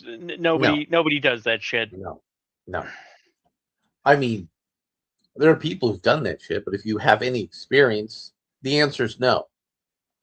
Look, back in org, I had to consistently write 5-page backgrounds for my characters. Not because I wanted to, it was a requirement. You also had to fill out a 20-question, some of them essay, character survey. Not because I wanted to, because the org required it. And why? Because everyone knew that the storytellers were not actually going to read any of this shit, but you had to write it down anyway, both for tracking purposes and to show that you could follow instructions Well, at least for now every single fucking character. with AI now though, you can at least say here are all of the character questionnaires. Yeah. What interesting possibilities are there for the game? Oh, yeah. That's at least something we could do now. But you mentioned aliens. You want I to talk did. about aliens? Um, Um, there was apparently a alien cat girls exist. So yes, yes, but we're gonna get into that. Let me pull up the screen share. Doot. Because there's been a partial release of data. It's also not particularly interesting or complete data, though several people have since said that this is actually AI fakery. On January 12th, 1994, at approximately 2:17 hours, a non-terrestrial humanoid entity was encountered by a U.S. Army reconnaissance patrol during a routine perimeter sweep in the Nevada test range. Yeah, this is not correct, but that's fine. The entity appeared to be a bipedal female form humanoid with feline characteristics, including external ear appendages and a caudal appendage. That's a tail for those of you at home. There, the entity appeared intelligent, communicated English, and displayed non-hostile behavior. The entity was temporarily detained, medically examined, and later released at approximately 0430 hours on 13 January yeah, that's 1994. how we know this is fake. We would not have released it. Well, no, it. They found a furry on the outside of the Nevada test range. Is that the answer? It said it was an alien. They tested it and said, "Madam, you are a furry. Go home." Subject description, designation N7. This is the area most people begin to say, wait, this is bullshit. You you Apparent, you mean because its designation means that it works for Shepard in Mass Effect? That designation? and they don't have cat aliens in Mass Effect. And now that I'm thinking about it in hindsight, they should have definitely made cat aliens. They did in fact fail us deeply, and we should be offended. Apparent Gender female, estimated height 20 to 25, apparent age, 20 to 25 Earth years, height 162 centimeters, 5 foot 4 inches, weight 49 kilograms, 108 pounds, eyes gray silver, hair silver blonde, distinctive features, feline ear appendages, mobile. So it's a furry in a really good fursuit. Feline caudal appendage, approximately 78 centimeters, enhanced agility and balance, no observable body hair. So So yeah. you're telling me that they stripped down the cat girl to Mhm, identify its vital statistics? mhm. I mean, you Because have to how do a else do you know it doesn't have any body hair, exactly, and yet it exactly. still had head hair? That Mm. totally makes sense.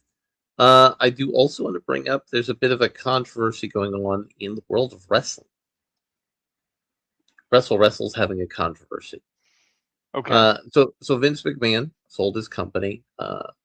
He sold out, went from being a small billionaire to an even larger billionaire. And here is his peak year salary, year 2022, $12.4 million. And here is the executive compensation of the executives who ran the company over the last year. The new Mm. CEO is $67 million. The new president and chief operating officer, $43 million. The president of the WWE division, $24 million. And the chief financial officer, $23 million. And do you know what's going on? Well, all these people are getting these exorbitant salaries. The talent's not getting paid. Well, a bunch of them got laid off. But that's not unusual. But they're asking people to renegotiate their salaries. They're asking people to say, you're not working as many dates, so you can take a 50% pay cut. Right. So, what do you think about the fall of the WWE as a cultural institution? Because it's ran by a bunch of suits who are focused on quarterly stock metrics as opposed to running their company effectively. I mean, again, people shouldn't be surprised. We saw this with Marvel in the '90s when Stan retired. Well, Stan technically didn't retire in the 90s. You know what Stan's job was? He came up with ideas and stayed out of the business. No. His job was to be the ambassador to Hollywood to try to grease the wheels for Marvel to get into Hollywood, which is Right. what he had been doing in the 80s as well. And he had some success at that in the 80s. Oh, yeah. But I do want to stay on this subject for a minute. But oddly enough, this also will lead to the last comic I read today. That's right. There's more.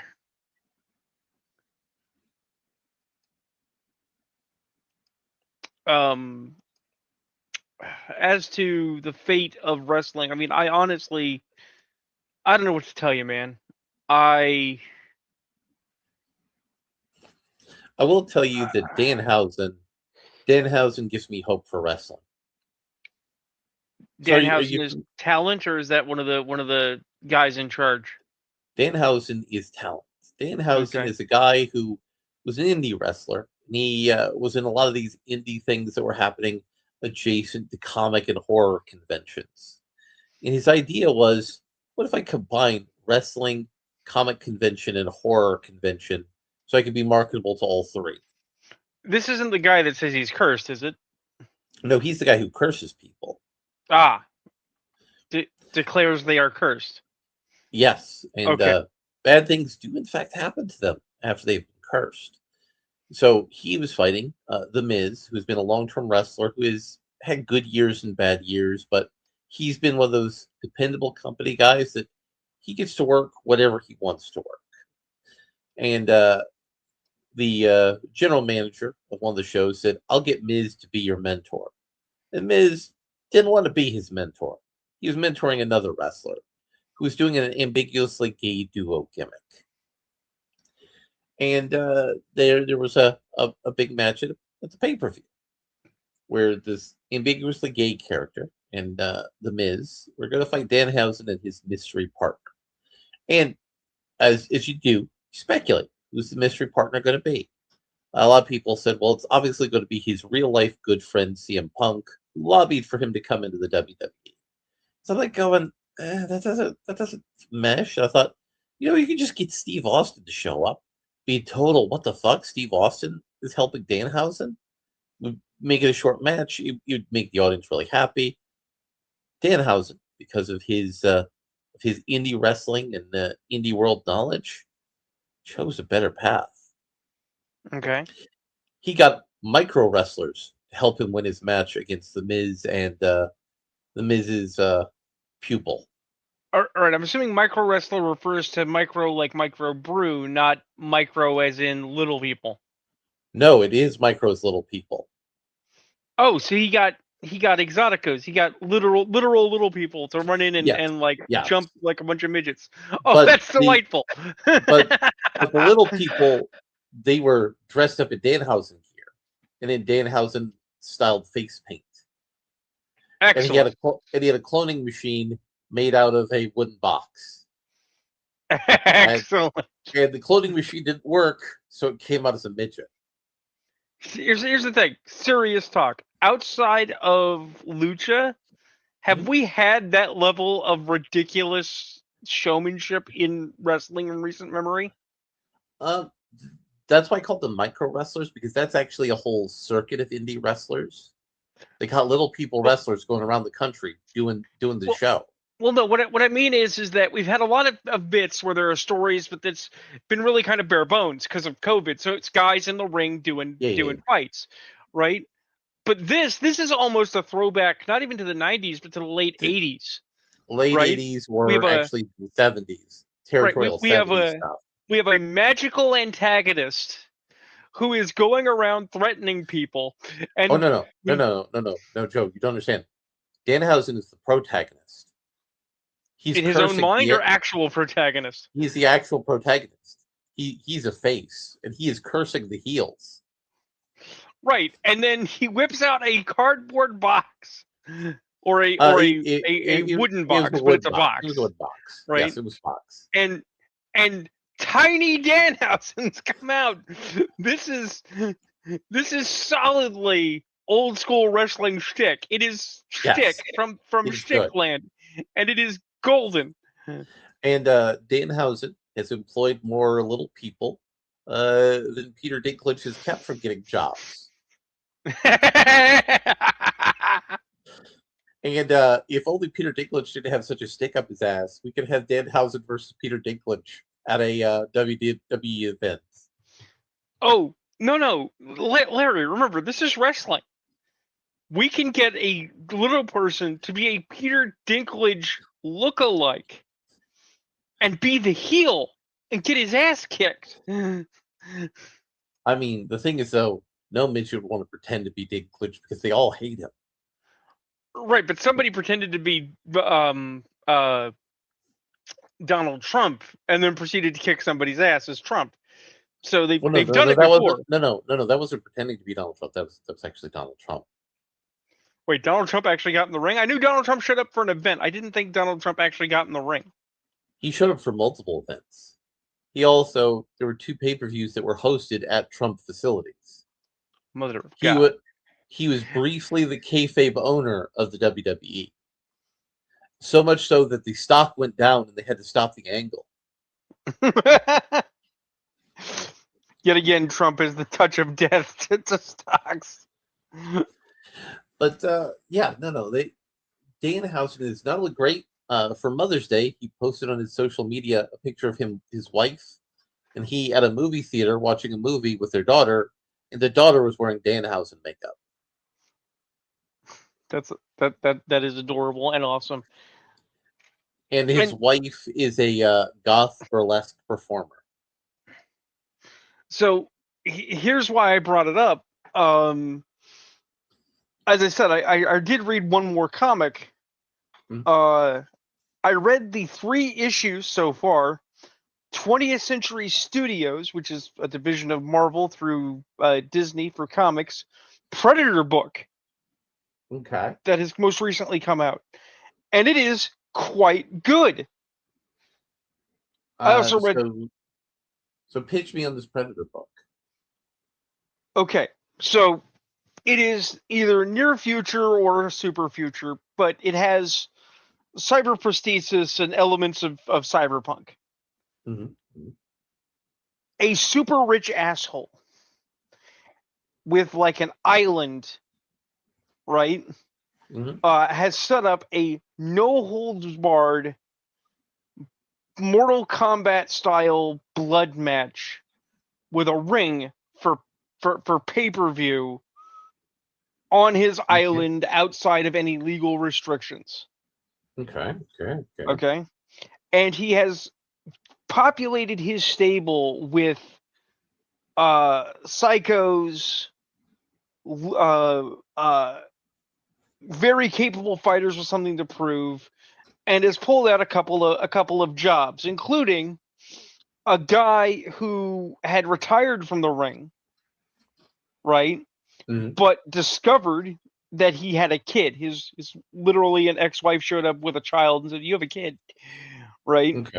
And Okay. so he was given a chance to come out of retirement for one more fight, right? Mm-hmm. Even though he is not in ideal fighting shape and he's clearly here for a job, right? But he'll get paid, right? Mm-hmm. And it's not just that a predator shows up. It is that the Vince McMahon alike who's in charge of all this has Mm-hmm. specifically set it up on a South Seas island on the hottest day of the year with the most dangerous people expressly to lure a predator out of hiding, or to the location for a hunt with the intent of filming the exhibition as it murders these people. That's almost a great Predator story. Right. And it immediately goes completely pear-shaped. Well, Okay. yes, because And, it's going pear shaped. Yeah. right. And because it goes pear-shaped, of course, the Vince McMahon like sends his security guys at it, who are all mercenaries and gray legality scum fuckers, what have you. Yeah. And so the talent who are here to fight, some of whom are cybernetically enhanced, some of whom are not, who have to work together to survive, who are Mm-hmm. being hunted and murdered by this predator with impunity, end up they don't work with the predator, but it turns out that they end up in a massive brawl in the third issue where the predator is fighting the security and they're fighting the security because the security is interfering with the hunt to the degree that everybody's fighting everybody. Okay. Okay. Okay. And the Vince McMahon alike is trying to arrange evac so he and the other rich assholes in the box can leave before they get sucked into the anarchy. I like it. Um, it is a solid book. I solidly want to see the rest of it. And the Now, reason, oh, go ahead. for it to be a truly uh, B plus ranked Predator book, the Hmm. rich asshole needs to be trying to capture the Predator. Filming it's not good So it's actually extra funny. Um, One of the rank and file MMA guys has revealed he is former CIA, enough. Okay. right? Okay. And knew some things about this. He basically told the other fighters, "Look, man, this is a predator. This is what they do. This is how long we've known about them." Right? One of the fighters who is very cybernetically enhanced and needs the fight and the money so she can pay for her enhancements, uh, but doesn't believe me. So thinks the guy is crazy, right? That guy, being a former CIA spook, tries to take out Vince alike, right, Mhm. for what he is doing and arrange to ensure that everyone else gets an evac. That's Mhm. right. The spy guy tried to do a solid, Mhm. right? Vincent had him tackled, held in place, put on some electroshock gloves, and then beat him up with the shock gloves before throwing him back into the ring. Unbeknownst to Vincent, the Predator proceeded to update his hunter log and added the Vincent to his selection of prey. I mean, the Vince is definitely a good trophy. Right, so the Vincent thinks he's going to get away, and it's like, no, the Predator has killed 2 out of the 6, and it plans to kill 4 more and Vincent before he goes home. So no, that's good stuff. They're taking it in a different direction, but they are firmly in the realm that you're aiming for. And I mentioned this book because it and the Moon Knight I read today, which I didn't mention because Joe reads Moon Knight, whatever, do coincide with something I've argued about before, which is evidenced by how awful Civil War Unmasked is, which is that good comic books are not tentpole. And they're not following trends. Good comics are done by people who honestly care and just want to tell a good, solid, rounded story. I mean, that's always been the way of good comics. Somebody says, we got Speedball. Go do Speedball. And somebody makes a compelling Speedball comic run. Right. And then they say, wow, Speedball is doing numbers. Let's make Speedball part of the Avengers. And then Speedball sucks. Yeah. That is how it be. So Joe, I want to end our discussion for the night because since we have been in exile on my YouTube channel, I looked at our YouTube statistics. And you know what I found out? On my channel, which didn't have the network from Church's channel, we're pulling in essentially the same numbers we pulled in on the old Church of Comics channel. Like 1% of a percent? Like a couple dozen people total watching the videos. Not that many live, but cumulatively. Yeah, I'm assuming that there are more people that we don't have people come in on the live chat, but we have people who watch on Twitter or after it's uploaded, what have you.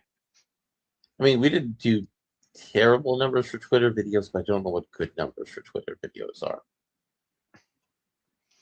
And I feel like we've been holding open the store, but we may need to diversify the roster a little bit till Ayrton and Church are back in a regular position, what you're saying is we need a heel stable.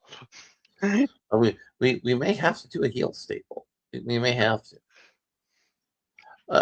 But yeah, that's about the gist of everything here. I've tried to get to see the. Can we get the guy on the show? Can he curse us? Are we cursed? I mean, I think we are cursed, but not by him. Oh. But actually, interestingly enough, from the podcasts, Danhausen was one of the first, if not the first person on the Conan Needs a Friend podcast. Because Danhausen's gimmick is, what if Conan O'Brien was possessed by a demon? I actually believe Conan O'Brien might be possessed by a demon. That was the joke Conan O'Brien went with. So, I'm not kidding. This is an actual thing. Have you seen Conan O'Brien eat hot sauce? I have. It's a horrifying image. He never breaks. It's horrifying. My God, he is of Irish descent. I am of Irish descent. My well-being cannot handle the fire that man can consume. Yeah. Well, we clocked in our 2 hours, and we did. Good night, everybody. Hopefully, people will see this and comment and all of that. And have a good night.